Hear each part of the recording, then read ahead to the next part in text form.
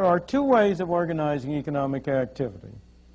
Command, the method of the army, or voluntary exchange, the method of the market. That's really false as a practical matter. In practice, with any complicated modern society, it is simply impossible to organize it by command. There is no cybernetic system, there is no computing system powerful enough to enable somebody at the center, or however you decentralize it through command, to control the last detailed activity of everybody along the line. You know that the standard way, one of the standard devices for labor disputes, is to throw the rule book at the employer, or, as they sometimes say, to work according to rule. You simply instruct the workers, you follow every single rule in the rule book precisely in detail. That'll bring any factory in the world to a halt. You cannot dispense with the separated knowledge and interest of the people at the bottom of the line. And that's why, except in the simplest cases, and even in the simplest cases, we're all members of families, and the standard example that is ordinarily given about the simple command economy as a family, it used to be the father, it's now the mother who's in control.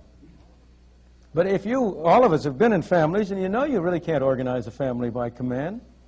You have to do it by voluntary agreement.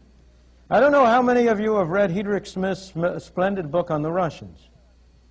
But he discusses the Russian economy. There's a case in which command has been carried perhaps to its highest extent in any country in the world, in any society in the world. But as he points out, mostly, Russia is really organized through voluntary exchange of one kind or another. As you all probably know, to go back to my first example of agriculture, something like 3% of the arable land in Soviet Union is in small private plots. The statistics are that something like a third of all the food of the country comes from that 3% of the arable land. I'm not saying it grows on it. I suspect it comes through it. The Russians are not without their ingenuity in getting around systems, too. But much more beyond that.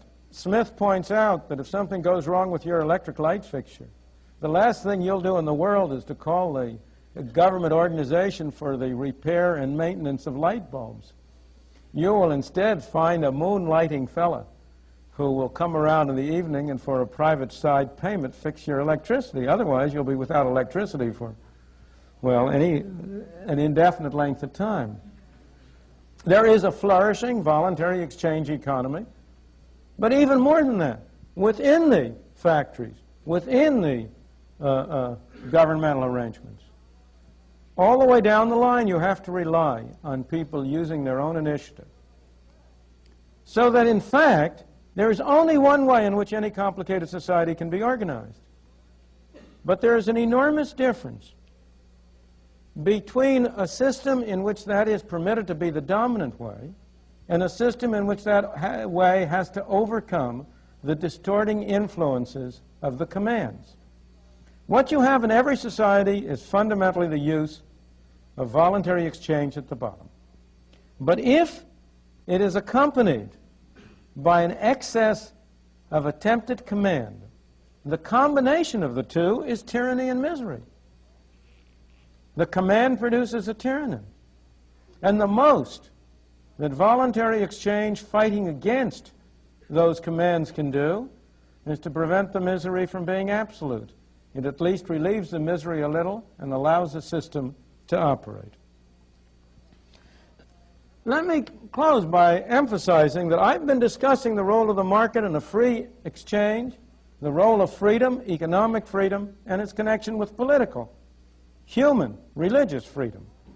That the role of the market, this point I'm making about the market enabling you to separate the economic activities from the other activities, is what's essential to the maintenance of political and social freedom. But let me emphasize that I am emphasizing that because I think that's what we need more of. I am not arguing that government does not have a role. Of course it does.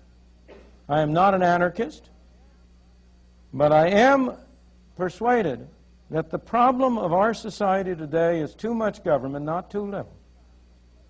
Indeed, I am persuaded that government is failing to perform the functions which it alone can perform because we are trying to have it perform functions which it cannot perform. In Walter Lippmann's phrase, which I may say goes back to the 1920s, we are an over-governed society. I believe we can get back on the right track only as the public at large comes to recognize that the direction we have been going is a false direction, a direction that will lead us not where we want to be, but where we do not want to be, and that we can get back only on the right track only by stopping and then reversing that trend. Thank you.